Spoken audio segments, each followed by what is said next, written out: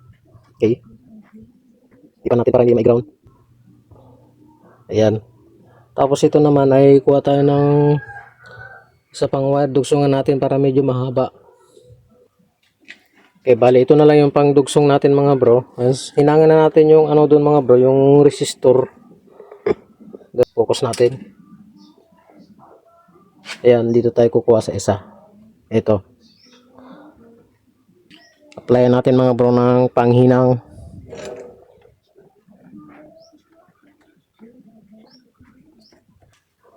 Okay, hinang natin yung pandugsong natin na wire. Nahinang na natin. Idugsong natin dun sa positive supply ng ating module. Ayan, dito.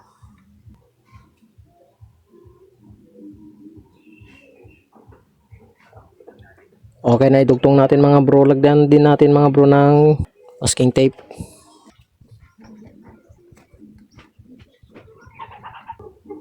Subukan natin kung mga bro.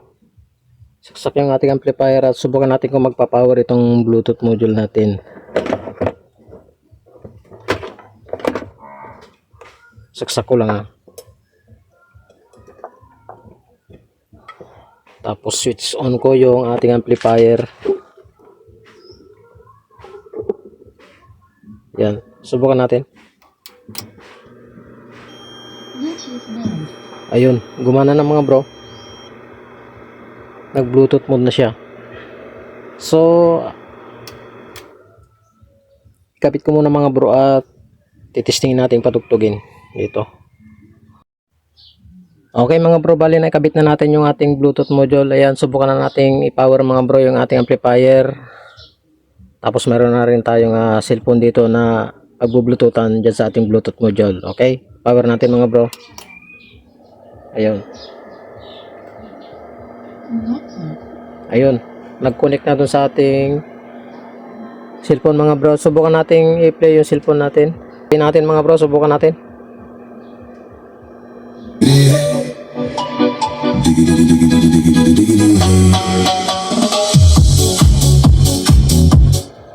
Okay, ayos mga bro, napakalinis yung kanyang tunog. Ayun ulitin natin.